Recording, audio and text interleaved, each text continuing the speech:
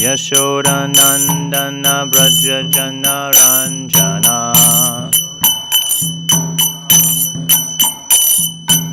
Yashodanandana Brajajana Ranjana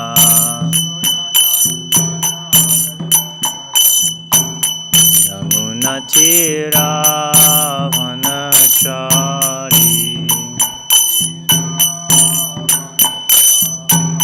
Yamunatira Vanachari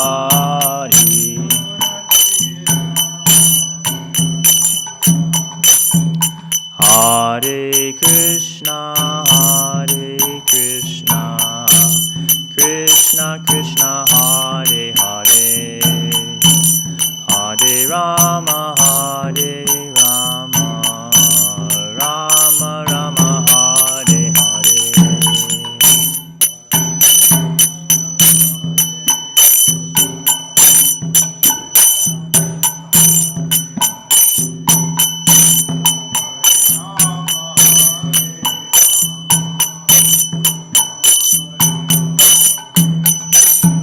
Hare Krishna, Krishna Krishna, Hare Hare, Hare Rama, Rama Rama, Hare Hare.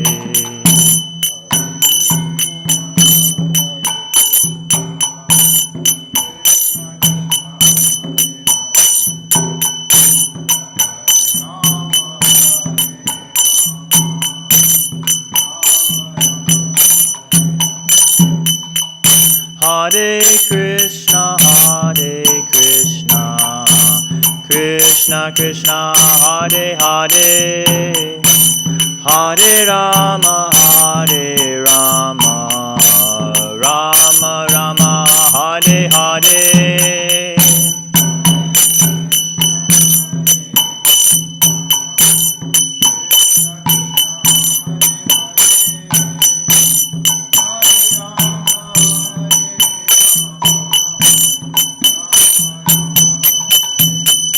Hare Krishna, Krishna Krishna, Hare Hare, Hare Rama, Rama Rama, Hare Hare.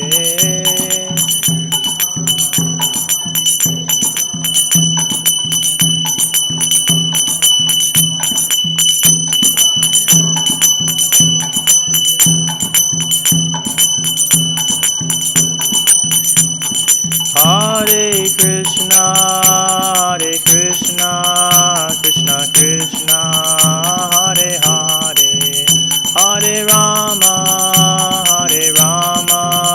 Rama Rama, Hare Hare.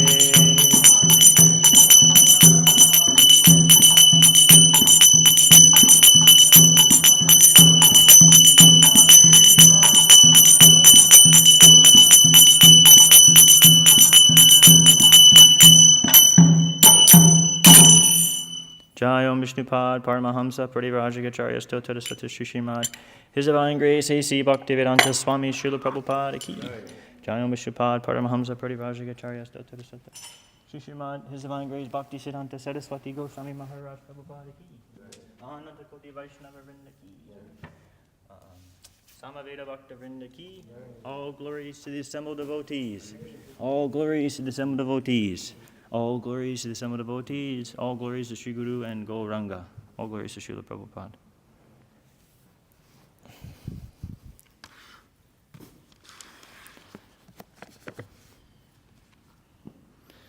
Om Namo Bhagavate Vasudevaya. Om Namo Bhagavate Vasudevaya. Om Namo Bhagavate Vasudevaya. Om Namo Bhagavate Vasudevaya. Today we are reading from Canto 2 of the Srimad Bhagavatam, chapter number 9, entitled Answers by Citing the Lord's Version. Text number 9. Tasmai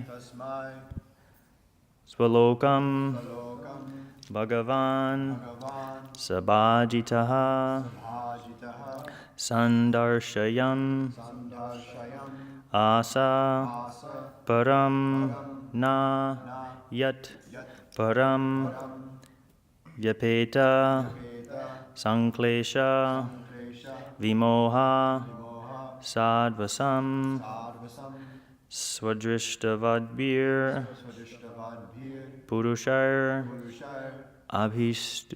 Abhishtutam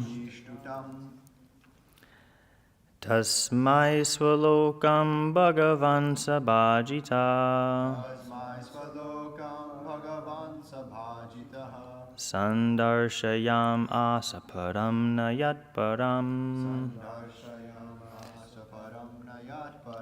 Vyapeta Sanklesha Vimoha Sadvasam Swadrishtavadbir Purushar Adbishtutam Tasmai Swalokam Bhagavan Sabhajita Sandarshayam Asaparam Nayat Param Vyapeta Sanklesha Vimoha Sadvasam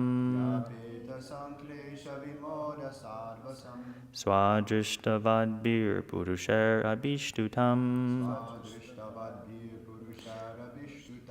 Tasmai Swalokam Bhagavan Sabhajita Sandarshayam Asaparam Nayat Param Vyapeta Sanklesha Vimoha Sadvasam Swadrishtavadbir Purushar Abhishtutam. Please chant. Tasmai Swalokam Bhagavan Sabhajitaha Tasmai Swalokam Bhagavan Sabhajita Sandarshayam Asaparam Nayat Param Param Nayat Param Vyapeta Sanklesha Vimoda Sarvasam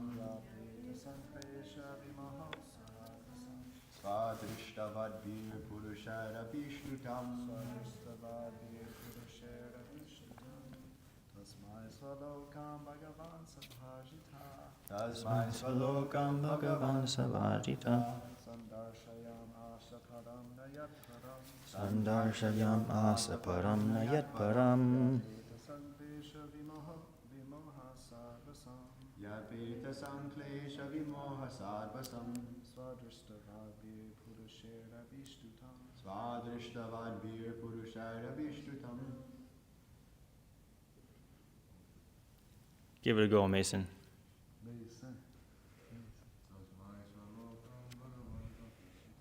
Tasmai Swalokam Bhagavan Sabhajita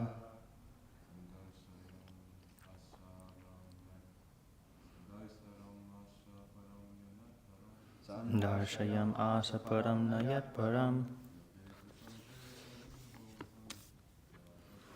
Yapeta Sanklesha Vimoha Sadvasam Svadrishtavadbir Purushar Abhishtutam. Mataji's Tasmai Swalokam Bhagavan Sabhajita Asaparam Nayat Param Vyapeta Sanklesha Vimoha Sadvasam Swadrishtavadbir Purushar Abhishtutam. Tasmai Swalokam Bhagavan Sabhajita Sandarshayam Asaparam Nayat Param Vyapeta Sanklesha Vimoha Sadvasam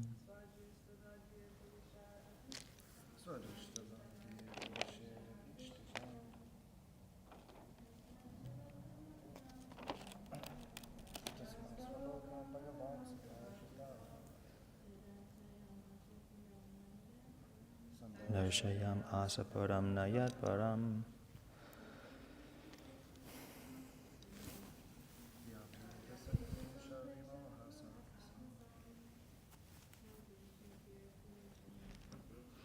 Sadrishtavadbir Purusharabhishtutam. Word for word, tasmai, unto him. Swalokam, his own planet or abode. Bhagavan, the personality of Godhead. Sabhajitaha, being pleased by the penance of Brahma. Sandarshayam asa, manifested. Param, the supreme. Na, not. Yet, of which. Param, further supreme. Vyapeta, completely given up. Sanklesha, 5 kinds of material afflictions. Vimoha, without illusion. Sadvasam, fear of material existence. Swadrishtavadbihi, by those who have perfectly realized the self. Purushai, by persons. Abhishtutam, worshipped by. Translation and purport by His Divine Grace, A.C. Bhaktivedanta Swami Srila Prabhupada Ki. The personality of Godhead, being thus very much satisfied with the penance of Lord Brahma, was pleased to manifest his personal abode Vaikuntha, the supreme planet above all others. This transcendental abode of the Lord is adored by all self-realized persons, freed from all kinds of miseries and fear of illusory existence. Purport. The troubles of penance accepted by Lord Brahma were certainly in the line of devotional service, bhakti. Otherwise, there was no chance that Vaikuntha or Swalokam, the Lord's personal abodes, would become visible to Brahmaji. The personal abodes of the Lord, known as Vaikunthas, are neither mythical nor material, as conceived by the impersonalists, but realization of the transcendental abodes of the Lord is possible only through devotional service, and thus the devotees enter into such abodes. There is undoubtedly trouble in executing penance, but the trouble accepted in executing bhakti yoga is transcendental happiness from the very beginning, whereas the trouble of penance in other processes of self-realization, jnana yoga, etc., without any Vaikuntha realization ends in trouble only and nothing more. There is no profit in biting husks without grains. Similarly, there is no profit in executing troublesome penances other than bhakti yoga for self-realization. Executing bhakti yoga is exactly like sitting on the lotus sprouted out of the abdomen of the transcendental personality of Godhead, for Lord Brahma was seated there. Brahmaji was able to please the Lord, and the Lord was also pleased to show Brahmaji his personal abode. Srila Jiva Goswami, in the comments of his Krama Sandarbha, annotation of Srimad Bhagavatam, cites quotations from the Garga Upanishad, Vedic evidence. It is said that Yajnavalkya described the transcendental abode of the Lord to Gargi, and that the abode of the Lord is situated above the highest planet of the universe, namely Brahmaloka. This abode of the Lord, although described in revealed scriptures like the Bhagavad Gita and the Srimad Bhagavatam, remains only a myth for the less intelligent class of men with a poor fund of knowledge. Herein, the word swadrishtavadbihi is very significant. One who has actually realized his self realizes the transcendental form of oneself. Impersonal realization of self and the Supreme is not complete, because it is just an opposite conception of material personalities. The personality of Godhead and the personalities of devotees of the Lord are all transcendental. They do not have material bodies. The material body is overcast with 5 kinds of miserable conditions, namely ignorance, material conception, attachment, hatred, and absorption. As long as one is overwhelmed by these 5 kinds of material miseries, there is no question of entering into the Vaikuntha lokas. The impersonal conception of oneself is just the negation of material personality and is far from the positive existence of personal form. The personal forms of the transcendental abode will be explained in the following verses. Brahmaji also described the highest planet of the Vaikuntha Loka as Goloka Vrindavan, where the Lord resides as a cowherd boy, keeping transcendental Surabhi cows and surrounded by hundreds and thousands of goddesses of fortune. Chintamani prakata sadma sukalpa vriksha laksha vriteshu surabhira pipalayantam lakshmi sahasra shatasam brahmasevyamanam govindamadi purusham tamaham bhajami. Brahma Samhita 5.29. The statement of the Bhagavad Gita, Yad Gatvana Nivartante Tadhama Paramam Mama, is also confirmed herewith. Param means transcendental Brahman. Therefore, the abode of the Lord is also Brahman, non-different from the Supreme Personality of Godhead. The Lord is known as Vaikuntha, and his abode is also known as Vaikuntha. Such Vaikuntha realization and worship can be made possible by transcendental form and sense. Om Ajnana-timirandasya Gyananjana Shalakaya Chakshur Unmilitam Yena Tasmai Shri Guruve Namaha Shri Chaitanya Manobhishtam Stapitam Yena Bhutale Swayam Rupakara Mayam Dadati Swapadantikam Vandeham Shri Guru Shri Yuta Parakamalam Shri Gurun Vaishnavam Sha Shri Rupam Sagrajatam Sahagana Raghunatam Vitam Tam Sajivam Sadvaitam Savadhutam Parijana Sahitam Krishna Chaitanya Devam Shri Radha Krishna Padan Sahagana Lalita Shri Vishakan Vitam Sha Hey Krishna Karuna Sindhu Dina Bandhu Jagatpate Gopesha Gopika Kanta Radha Kanta Namostute Tapta Kanchana Gaurangi Radhe Vrindavaneshwari Vrishabhanu Sute Devi Pranamami Hari Priye Jai Shri Krishna Chaitanya Prabhu Nityananda Shri Advaita Gadadhar Shivasadi Gaura Bhaktivinda Namo Vishnu Paraya Krishna Prasthaya Bhutale Shrimati Bhaktivedanta Swaminiti Namane Namaste Saraswati Deve Gauravani Pracharine Nirvishesha Shunyavadi Paschatya Deshatarine Vancha Kalpataru Vyascha Kripa Sindhu Vyevacha Patitanam Pavanebhyo Vaishnavebhyo Namo Namaha Shrinvatam Swakata Krishna Punya Shravana Kirtanaha Hridyantasto Hibadrani Vidhunoti Suritsatam Nashta Praisha Badresu Nityam Bhagavata Sevaya Bhagavati Uttama Shloke Bhaktir Bhavati Naishtaki Hare Krishna, Krishna Krishna, Hare Hare, Hare Rama, Rama Rama, Hare Hare.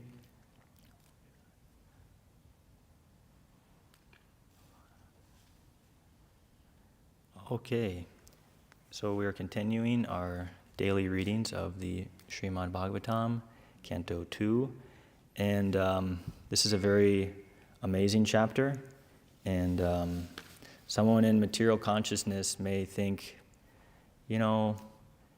yesterday's class was about Lord Brahma. The previous day we were also speaking about Lord Brahma. Now we're hearing again about Lord Brahma. When are we going to get to the nectar, Prabhu? I want to hear about the Gopi Leela. So this is an example of one who is taking things very cheaply. And in the second canto of the Srimad Bhagavatam, famous verse, Vayam tu na vitriptyama uttama shloka vikrame yat shrinvatam rasagyanam swadu swadu pade pade. That the devotees, the transcendentalists, they never tire of hearing the glories of the Lord. Matter of fact, they become more relishable. Swadu swadu pade pade. And it's stated that the devotees of the Lord are able to perceive the different narrations of the Lord's incarnations, whether it's Kurma or Matsya, Varaha. They are able to extract the same meanings from the esoteric leelas given in the later cantos of the Srimad Bhagavatam. So devotees don't distinguish between this or that. They are fixed in the conception of the absolute truth, the personality of Godhead. So I just wanted to start my class off with that shloka. That's a good reminder that the process we're engaged in is fully transcendental, and it's also ever fresh if we are constantly checking ourselves. So I'll just go through the purport today and just make a few points. we're hearing about the penances that Lord Brahma underwent, and we're also hearing about the creation he's undergoing, and that these austerities were necessary in order for Lord Brahma to be endowed with such intelligence to create these different manifestations. There is a very famous verse. Natalie, do you have the verses pulled up there? You can pull this up. It's 10:14:4. This is one of the most important important chapters in all of the Srimad Bhagavatam. It gives the entire synopsis of the Gaudiya Vaishnava philosophy. Prabhupada will quote this very often, but Prabhupada's mentioning it in the first paragraph of today's purport, where Prabhupada says that there's no profit in biting husks without grains. Similarly, there is no profit in executing troublesome penances other than bhakti yoga for self-realization. So if you have the mic, you can read the translation to this verse, Nelly.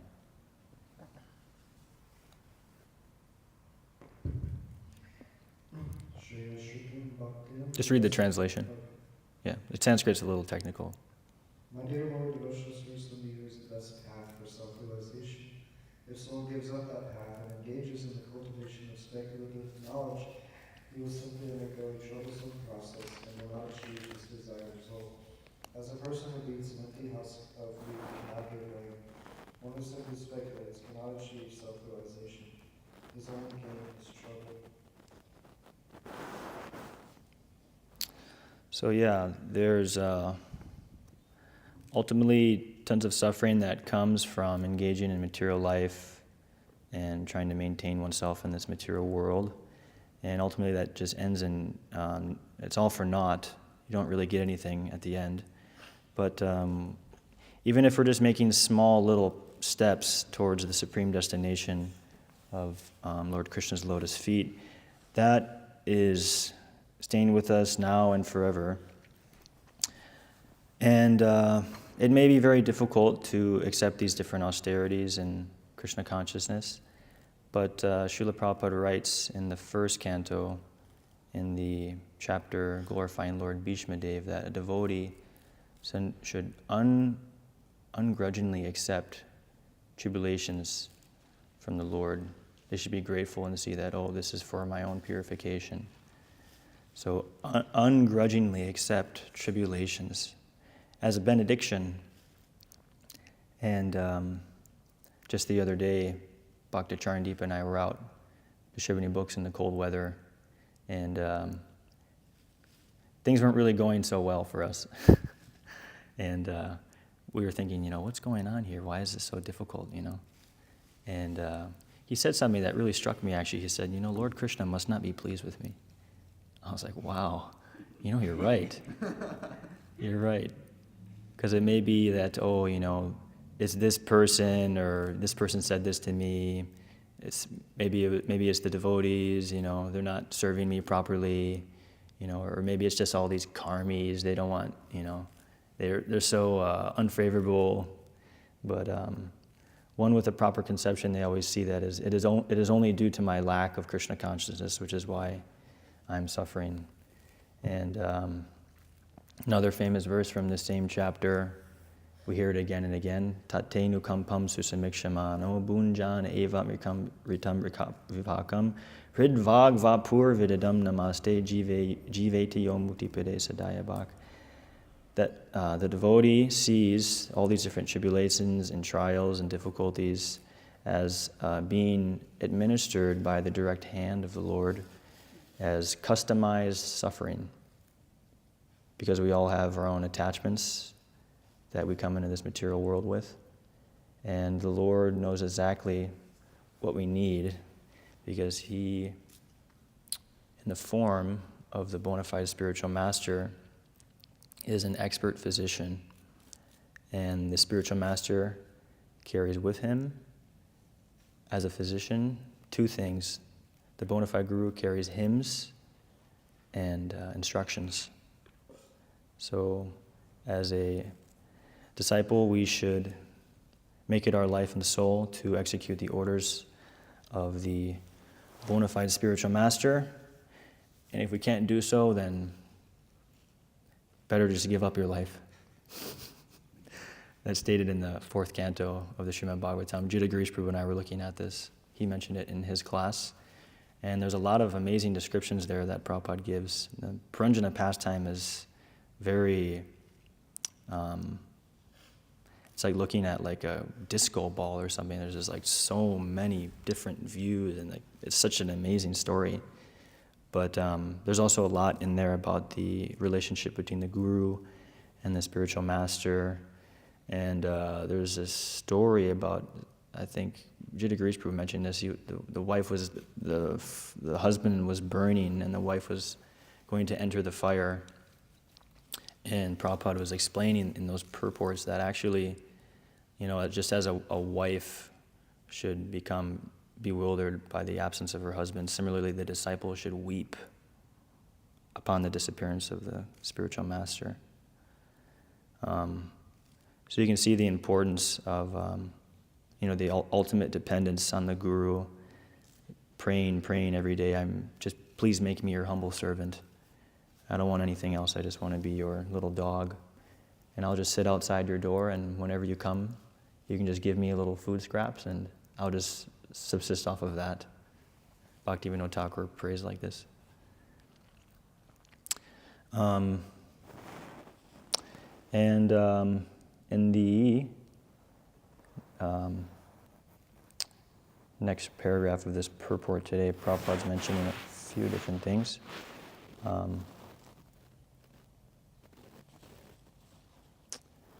This abode of the Lord, although described in revealed scriptures like the Bhagavad Gita and the Srimad Bhagavatam, remains only a myth for the less intelligent class of men with a poor fund of knowledge. Prabhupada is referencing a very famous verse here from the Bhagavad Gita, Maya ya aprita jnana, that those whose knowledge has been stolen by illusion, they're not inclined to surrender to Krishna. And I've always been really amazed at the way Prabhupada is able to describe the minds of materialists. They just have a poor fund of knowledge. And it's up to us to give them the wealth of Krishna consciousness, because as of right now, they got nothing going for them, so we have to uplift them.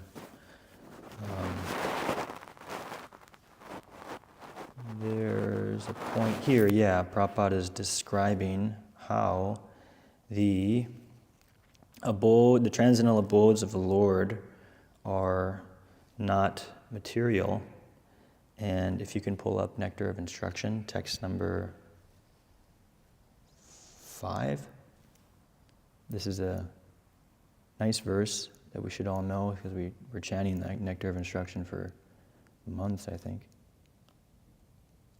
No, go next. It's either, it's next verse. Forgot to update that one. Drishtayar Swabhava Janitar Vapuchashta Doshar. I'm sorry, I should have given you the right verse. Yeah, this is it. Translation? Go down to the English, please. Being situated in his original Krishna conscious position, a pure devotee does not identify with the body. Such a devotee should not be seen from a materialistic point of view. Indeed, one should overlook a devotee's having a body born in a little family, a body with a bad complexion, a deformed body, or a diseased or infirm body. According to ordinary vision, such imperfections may seem prominent in the body of a pure devotee, but despite such seeming defects, the body of a pure devotee cannot be polluted.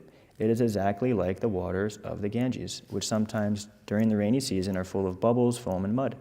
The Ganges waters do not become polluted. Those who are advanced in spiritual understanding will bathe in the Ganges without considering the condition of the water.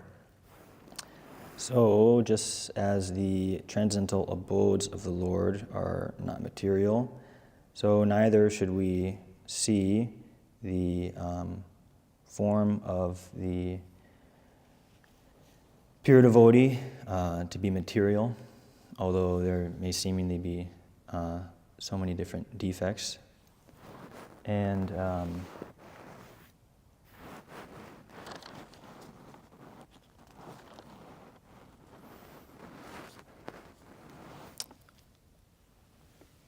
also going to send you a little quote, Nellie, that I want you to pull up.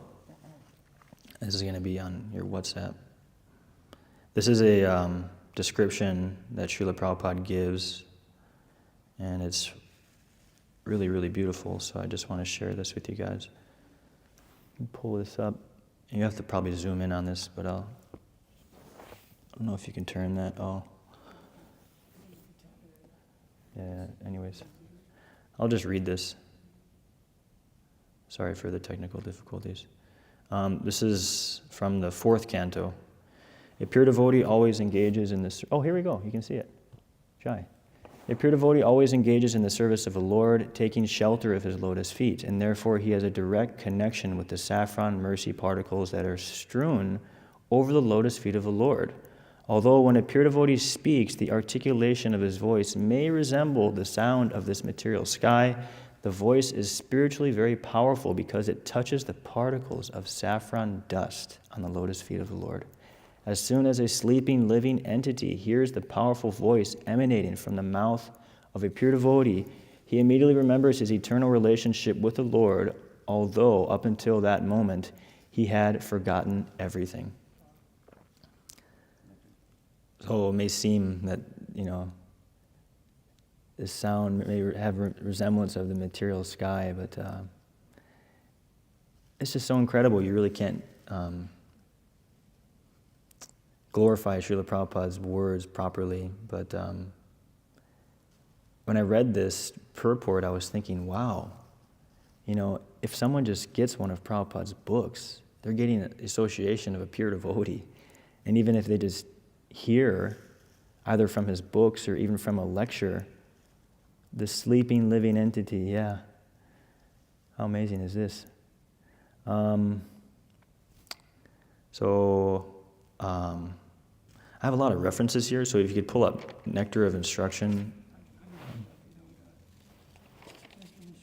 Prabhu, text number 8. And this is in regards to pure devotees. Yeah, another famous one. Tanna parupa charitari sukirtananu smityo kramena rasana manasi niyoja tishtan vrajeta nanuragi jananugami kalam nayeda akilam ityupadesha saram. A favorite of Mahotsav Prabhu's. The essence of all advice is that one should utilize one's full time, 24 hours a day, in nicely chanting and remembering the Lord's divine name, transcendental form, qualities, and eternal pastimes, thereby gradually engaging one's tongue and mind. In this way, one should reside in Vraja, Goloka Vrindavan Dham, and serve Krishna under the guidance of devotees. One should follow in the footsteps of the Lord's beloved devotees who are deeply attached to his service. Now go down to the first paragraph, please. Down a little bit. Keep going. Keep going. Keep going. Yep, keep going. There's something I want to read from. Keep going, yeah. Here, okay, yeah, go down. Okay. A devotee should always reside in the transcendental realm of Vraja and always engage in Krishnam, Smaram, Janmam, Chasya, Preshtam, the remembrance of Sri Krishna and his beloved associates. By following in the footsteps of such associates and by entering under their eternal guidance, one can acquire an intense desire to serve the Supreme Personality of Godhead. Go down. In the transcendental realm of Vraja, one should serve the Supreme Lord Sri Krishna with a feeling similar to that of his associates, and one should place himself under the direct guidance of a particular associate of Krishna and should follow in his footsteps. This method is applicable both in the stage of sadhana, spiritual practice executed while in the stage of bondage, and in the stage of sadhya, God realization, when one is Siddha Purusha, spiritually perfected soul. Srila Bhaktisanta Saraswati Thakur has commented as follows upon this verse: one who has not yet developed interest in Krishna consciousness should give up all material motives and train his mind by following the progressive regulative principles, namely chanting and remembering Krishna and his name, form, quality, pastimes, and so forth. In this way, after developing a taste for such things, one should try to live in Vrindavan and pass his time constantly remembering Krishna's name, fame, pastimes, and qualities under the direction and protection of an expert devotee. This is the sum and substance of all instruction regarding the cultivation of devotional service. So we're hearing a lot in this chapter about the execution of Bhakti Yoga, and these different rules and regulations have to be undergone under the direction and protection of a pure devotee. And I was having this discussion with a very close friend of mine. As Sankirtan devotees, or even just devotees in general, we live in a world which is permeated by impersonalism, and interacting in such a realm, for sure there's going to be some, on a battlefield there's going to be bloodshed. So as preachers of the Krishna consciousness movement, as full-time devotees, we have to guard ourselves against the influence of Mayavad, Sahajaism. And I was giving this example, I was just telling this to a friend of mine. I said, yeah, we're working hard, we're meeting so many different kinds of people. I was having this talk with a friend on my day off, and I said, yeah, but thankfully on my day off I can do some, I was telling them, I said, I'm going in for an oil change. I put a lot of miles on my vehicle, so therefore, and he was saying, well, wow, this is so nice, it's important that we're not just throwing these things underneath the rug and neglecting them. And it's also very magnificent that our leaders of this project are giving us such facility to see that our services are going on properly, and that we also have the proper mood, mentality, and we're very fortunate to be under the guidance of devotees who genuinely care about our well-being. Vishnu Chitta Prabhu, Mahotsar Prabhu, Chandanacharya Prabhu. I was thinking this morning about Nikunja Yuno Rati Keli Siddhai, that the devotee is very expert at making different transcendental arrangements for the perfection of Radha and Krishna and the pleasure groves of Vrindavan, like that. And since the spiritual master is always making these different arrangements, similarly his representatives are constantly tweaking and adjusting the attitudes of those who are underneath their shelter, because they're guiding them down the path of bhakti, of pure devotion. And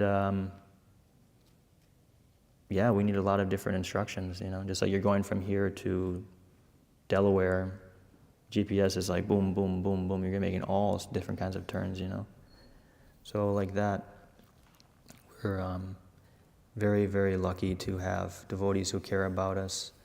And Abhimanyu Sutta Prabhu and myself were in Ohio for a Sankirtan event. And we had a wonderful weekend. We distributed a lot of books. And then this devotee came up to us later, I think after our event, when we got back to the temple. He says, wow, your Prabhu is doing such amazing service. And we say, yeah, thank you, Prabhu. We need your blessings. We need your mercy, of course. And he said, well, it's great you're doing this now, he says, but the real thing is to do this for your entire life. Not to just think that this is some temporary thing or some thing that should be mistaken as a service that's inferior. But we should make adjustments so that we can remain in Krishna consciousness for our whole lives. And Srila Bhaktisiddhanta Saraswati Thakur, running out of time now, gives this description of anartha nivritti and artha pravritti. And Bhaktisiddhanta Saraswati Thakur said that after 15 years or 20 years of chanting Hare Krishna, that it's not just about anartha nivritti, but for years and years to come, of course, we have to go through the painful and difficult process of removing the anarthas. But after a certain time, we have to accept that we're not just doing this for our own purification, but we're doing this to please our Guru Dev, we're pleasing their lordships, their representatives, Radha Shyamasundar, like that. So, it's only after a long time of serving and being submissive and accepting, undergoing devotional discipline to obtain the desired goal. Because we can see that our own Param Guru, His Divine Grace A.C. Bhaktivedanta Swami Srila Prabhupada, had undergone so many intense difficulties. Like, I'll just share this story. When I was in India, towards the end of my trip, I went to visit New Delhi, and there are tons of temples in Delhi. I think there's like maybe 10 or 20 like established like big temples in Delhi that are packed with devotees. I was watching, I was kind of observing like the Guru Puja ceremony, and I was like, there's just tons of devotees like glorifying Srila Prabhupada, dancing and dancing. I was just like, this is amazing. So I was there in New Delhi before coming back to the U.S., and there was this boy there. He was like a bhakta trying to get his neck beads on, his tilak on. He was kind of like pulling out of like the college scene, and he was like trying to get his parents off his back and all that. But he was a very sweet boy, would come on Sunday feasts and stuff like that. So he was showing me around Delhi. He was helping me. And one day he wanted to show me 2 different temples. One of them is Mount Kailash, which is a very, very famous temple. It's managed by Gopal Krishna Maharaj. Huge center. They have beautiful deities.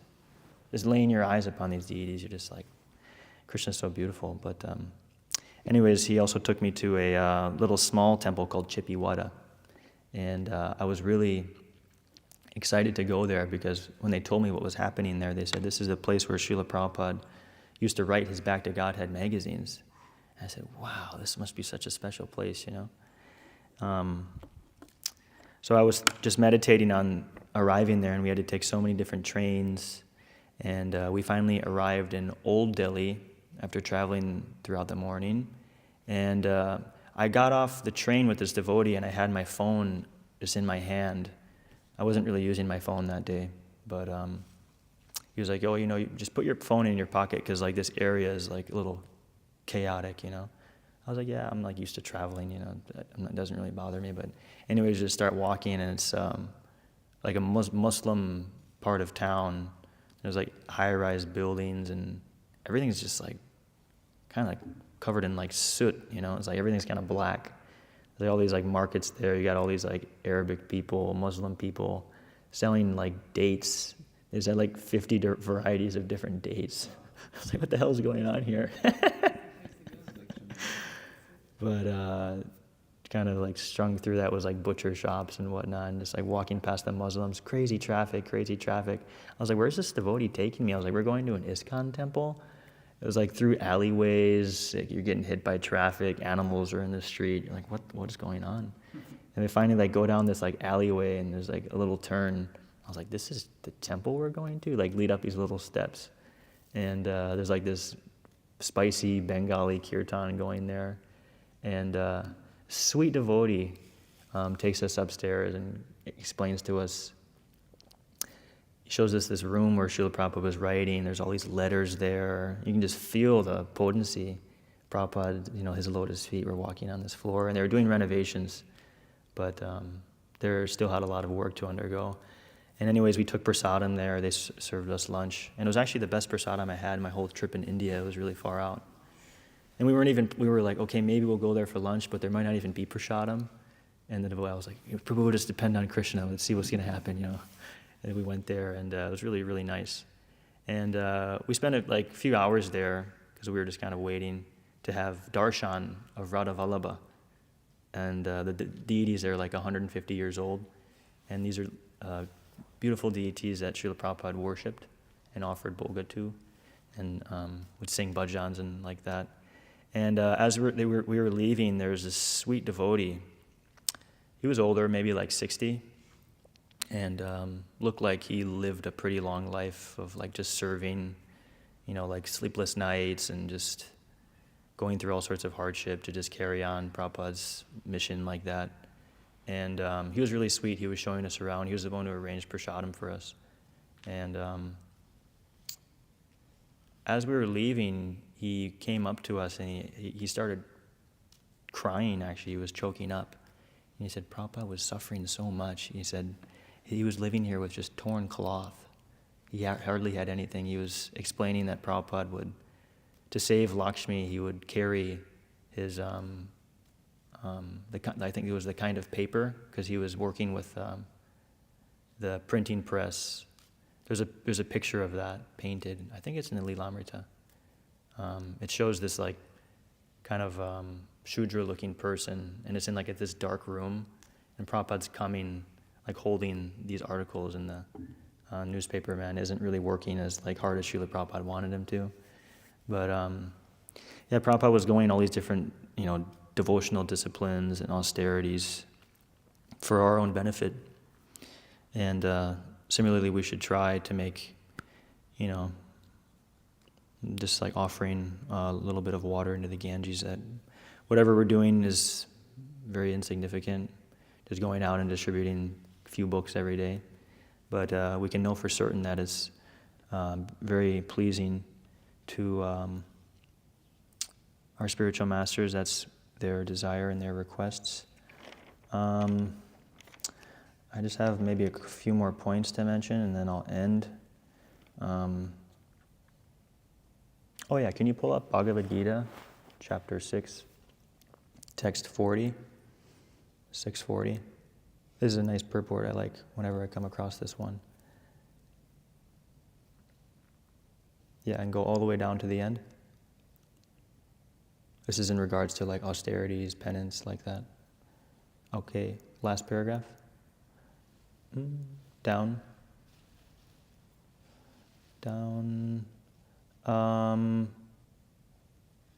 Yeah. Activity in Krishna consciousness is the only auspicious activity, and anyone who voluntarily accepts all bodily discomforts for the sake of making progress on the path of Krishna consciousness can be called a perfect transcendentalist under severe austerity. And because the Eightfold Yoga system is directed toward the ultimate realization of Krishna consciousness, such practice is also auspicious, and no one who is trying his best in this matter need fear degradation. So we should go on with our service in Krishna consciousness, and we should go on hearing the Bhagavatam and discussing it amongst ourselves.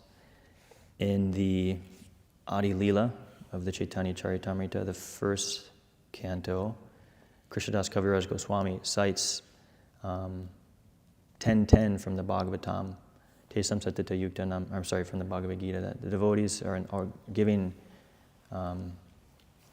Krishna's providing the devotees with enlightenment so that they can serve him with love. And in that purport, Prabhupada describes how the devotees are like scientists. They come together and they share their different techniques and realizations. And yeah, we should take shelter of devotee sangha. Madchita madgata prana bodhiyanta parasparam katayantas chamam nityam tushyanti cha ramanti cha. The devotees are always engaged in glorifying Krishna, and they get satisfaction, tushyanti, and they feel enlightened, always discussing about Lord Krishna.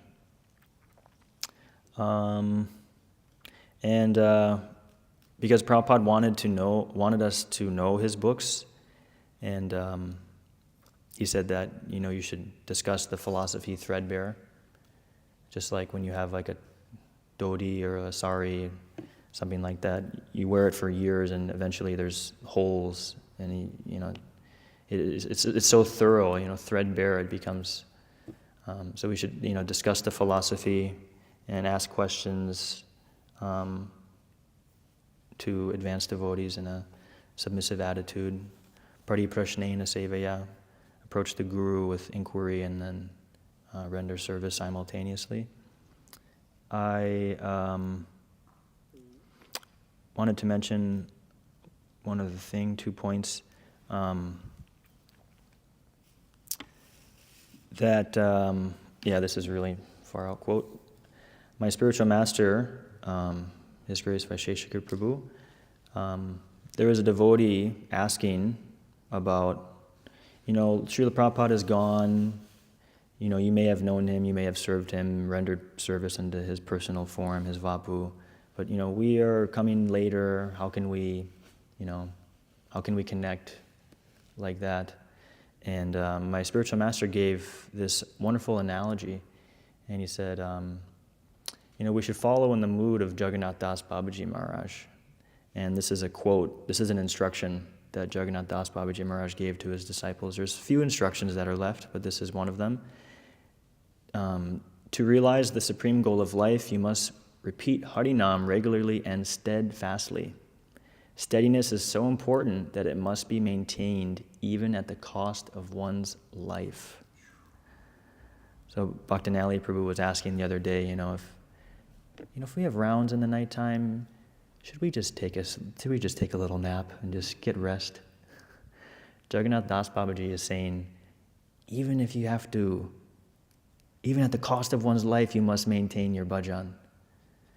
So, and my spiritual master was telling this devotee, he says, if you put a picture of Jagannath Das Babaji Maharaj either on your altar or in your room, and you pray to this picture of Jagannath Das Babaji Maharaj, say, okay, Maharaj, for you, today, I'm going to finish my 16 rounds. He says, you will definitely feel reciprocation. So, yeah, we have to, the mercy is there. The mercy is definitely there. They're imbibed with such deep compassion, for all of the fallen conditioned souls. So we have to serve them, and they will, in due course of time, shower their blessings upon us. And just because it's marathon time, I'll end with this. Although there's a lot of other verses I wanted to talk about, but we have to go out and distribute books. Also, when my spiritual master came to Atlanta for the first time since 1970s, that was really fantastic. And Guru Maharaj spoke at the ISKCON Atlanta Temple, and it was a Sunday feast program, and Balabhadra Bhattacharya Prabhu was there, and Charideshana Prabhu was there, and just a standard Bhagavad Gita class, and wonderful lecture. But at the end of it, I was there distributing my spiritual master's books, our family business. Devotees were just coming up, I need this book, this is great, giving donations like that. You see that anywhere there's a guru, they come, devotees buy their books.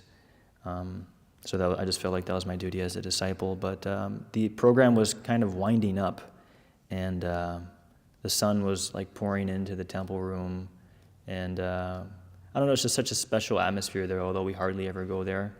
I remember we all went with His Holiness Bhakti Vikash Maharaj. It was a fantastic kirtan, and just the atmosphere there of these centers that Prabhupada establishes. Just a lot of special mercy there. But devotees were leaving, and I saw Charideshana Prabhu walking out. And although my spiritual master was nearby, I felt inclined to give myself to Charideshana Prabhu. And he was walking out, and I said, maybe I'll just put on Prabhu's shoes, because he was struggling, And he sat down, and he, put his cane down, and I put on his slippers, and he stood up, and then I stood up, and I said, Prabhu, can you, we learned this from Mahosaha Prabhu, or, say, can you bless me, I'm going to remain a brahmachari my whole life, like that. His devotees always say that, so I was like, okay, I've seen the way these other devotees behave, let me behave like them. So I asked Charideshana Prabhu, I said, Prabhu, can you bless me that I'll distribute Prabhupada's books my whole life? And he looked at me with such fierce eyes. And he looked at me right in my soul, and he said, you will. All you have to do is concentrate.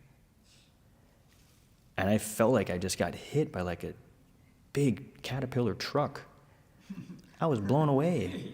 I was like, this pure devotee just endowed me with some sort of benediction, I was like, wow, I got the dust from his feet. He gave me an instruction. I said, boy, let me try my best to do that.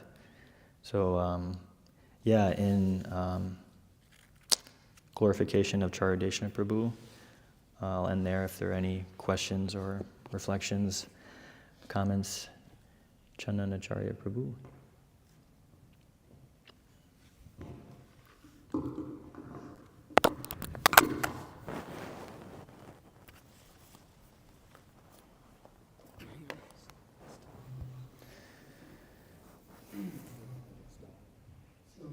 Anyways, it was really nice. Thank you for the class. It was really nice to hear. And so I was just going to mention, like the first verse you kind of put up there, how by hearing the pure devotee, kind of directly accesses the soul and acts just on the platform of the soul. And it's like a good example you ended with also. Charadeshana Prabhu saying, all you have to do is concentrate. And it seems like a pretty like logical thing. It's like, yeah, that's true. But it's like that's the words, the power of the pure devotee's words. It's just like, yeah, it's like I've heard this 100 times, but it's like when you hear from the mouth of a pure devotee, it just like, it like something happened. It's like that transcendental realization. They impart that upon you. It's like, hey, he's right. All I have to do is concentrate. It's that easy. It's like, yeah, okay. And you can just like, you get that empowerment to be able to fulfill that order or that desire. So thank you for that. And another thing I was mentioning was you're mentioning hardships and things like that. It's like the path, especially the path for a brahmachari or a sannyasi, is like very difficult. That's the nature of it. That is very, very, very difficult. One has to control one's desire. One has to be told what to do all the time. One has to constantly kind of look upon himself and try to improve himself. You know, and he's always under the guidance of an authority. So there's like so many difficulties on the path of perfection, and it's in the brahmachari life and the life of a sannyasi is the expedited process of self-realization, because less distractions, and for your whole life you can just be concentrated in doing one thing only, distributing Prabhupada's books, preaching what Prabhupada has given us, and practicing that, and that's all it is. So it's the fast way, but it's a lot of difficulties within it that you have to go through to kind of have that, to be able to deserve that luxury of brahmachari life. There's a lot of difficulties with tolerating, different patience, being enthusiastic. These are like principles we have to live by. Otherwise, just like, so many desires are there in the heart to fulfill those, and to try to have that desire to fulfill those desires. So yeah, like you're talking about some difficulties, and it's just like you want perfection. It's the path of you have to take the path of difficulty. It's like this is the path where it's just things are very difficult, and they're blissful though. Blissful difficulties, like you're saying, like that devotee, so many late nights, so many sleepless nights of just performing service, but it's blissful austerity. There's that lecture by my Guru Maharaj. Such a blissful austerity to go through that and to understand why you're doing it, and you're suffering, but you're like blissed out, so you don't like feel it. You don't feel it. You're like, yep, it's like, I'm going through this, but it's just like, and you're mentioning especially like chanting of the rounds. It's like sometimes for us too. It's like, we've had that experience. It's like 12:30 in the evening. At night, in the morning, I guess. I don't know, now it's the morning by that time, and you still got like 7-8 rounds left. It's like, should I just go to sleep? It's like, you can, but that level of dedication, and if there's that deep desire to actually like become advanced in spiritual life, you chant your rounds and you get up, you sleep at 3 o'clock and you get up at 4 o'clock and go to Mangala Arati. You can't do that every day, but like, when you have those situations, and it's tough, but it's like, to come up to that standard of seriousness, it kind of shows you're serious, and then Krishna may give us that privilege to stay in that situation for the rest of our life. We have to fight for it. It really, like Bhishma Dev, he had to fight for his right to, it's like he really fought Parashuram to stay in that order of brahmacharya. It wasn't like simple. So it's the same. We're going to get just like Krishna's going to smack us around, and we have to be ready. It's like, okay, how badly do I actually want it? Yeah, there's a verse from Prabhupada speaks about his sannyas guru. Etam sa ashtaya paratmanishtam adyasitam purvatamer maharshabhihi aham tadashyami durantapadam tamo mukundangri nisheva yaiva. That I shall cross over the insurmountable ocean of nations by being firmly fixed in the lotus feet of Sri Krishna. And because this is approved by the previous acharyas who attained pure devotion to the Lord, the Paramatma, the personality of Godhead. So yeah, undergoing all sorts of, crossing over the insurmountable ocean. This was sung by the Avanti Brahmana. I think this is the 11th canto. And in regards to your statement about the instruction given by a devotee comes the empowerment to carry out the order.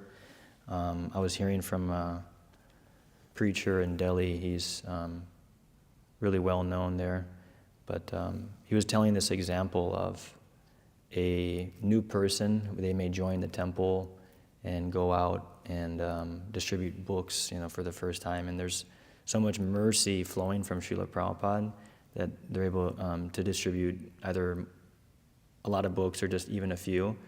But he was saying if some person who isn't engaging in the process of Krishna consciousness, they're cut off from that mercy. If some just regular old fellow goes out and tries to distribute these books, because they don't have that mercy coming, from a pure devotee, it's like... It took me 3 months to distribute one small book. I'm serious. I was on the street for 6 hours.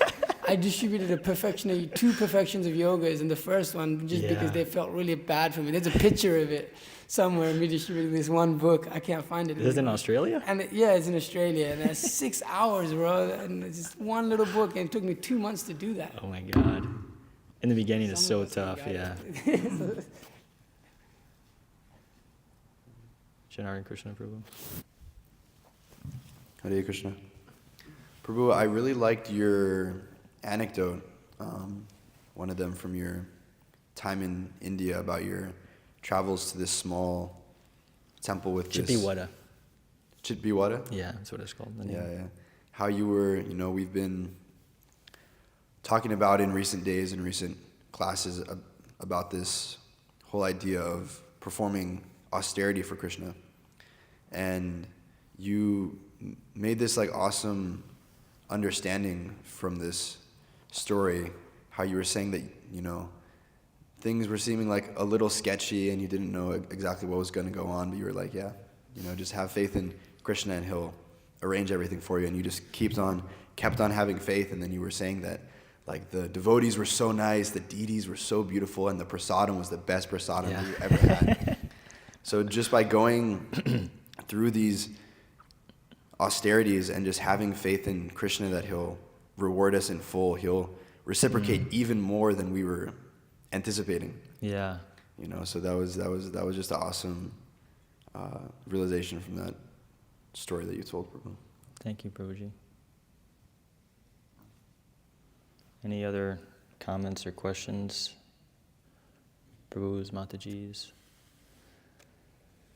All right, Srimad Bhagavatam ki jai, Srila Prabhupada ki jai. Vancha kalpatarubhya kripa sindhubhya patitanam pavanebhyo vaishnavebhyo namo namaha.